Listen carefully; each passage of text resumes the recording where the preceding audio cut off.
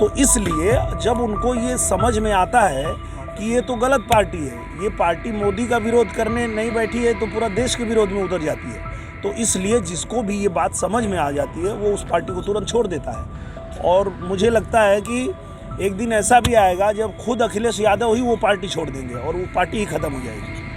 आजमगढ़ जिले में दिव्यांग जन सशक्तिकरण ट्राईसाइकिल वितरण कार्यक्रम में पहुंचे बीजेपी सांसद दिनेश लाल यादव निरहुआ ने इंडिया गठबंधन पर हमला बोलते हुए कहा कि उनका कोई लक्ष्य नहीं दिख रहा है। हमारे तो एक एक कार्यकर्ता को पता है कि हमारे प्रधानमंत्री नरेंद्र मोदी जी और तीसरी बार बनने जा रहे हैं, और विपक्षी दलों को पता ही नहीं कि उनका नेता कौन होगा, उनका प्रधानमंत्री कौन होगा, तो वो क्या करेंगे।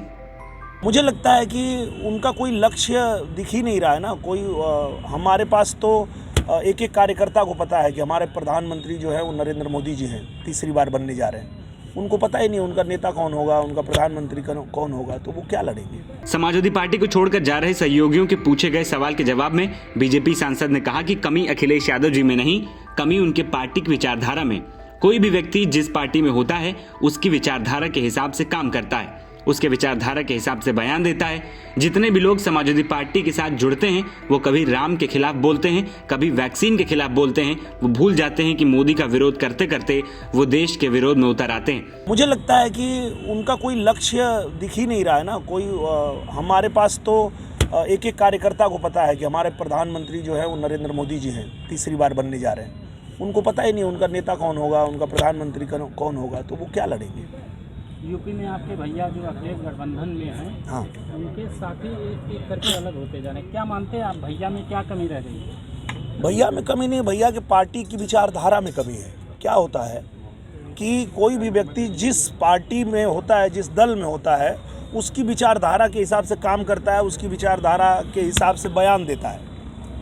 अब आप देखिए कि जितने भी उनके दल में लोग जाते हैं वो कभी राम के खिलाफ बोलते हैं, कभी वैक्सीन के खिलाफ बोलते हैं। वो भूल जाते हैं कि मोदी का विरोध करते करते वो देश के विरोध में उतर जाते हैं। तो इसलिए जब उनको ये समझ में आता है कि ये तो गलत पार्टी है, ये पार्टी मोदी का विरोध करने नहीं बैठी है तो पूरा देश के विरोध में उतर जाती है, तो इसलिए जिसको भी ये बात समझ में आ जाती है वो उस पार्टी को तुरंत छोड़ देता है।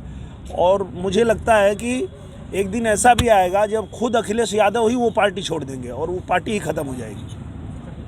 मुझे तो ये दिख रहा है, सामने यही दिख रहा है कि आने वाले दिन में अखिलेश यादव जी को भी ये बात समझ में आएगी कि ये गलत पार्टी है, इसका जो विचारधारा ही गलत है। वो अपने आप भी उस पार्टी को समाप्तवादी बना के खत्म करके और बंद कर देंगे। बता दें कि आजमगढ़ सदर से बीजेपी सांसद दिनेश लाल यादव निरहुआ ने जिला मुख्यालय स्थित हरिऔध कला केंद्र के प्रांगण में कुल 260 दिव्यांग जनों को निःशुल्क ट्राईसाइकिल का वितरण किया।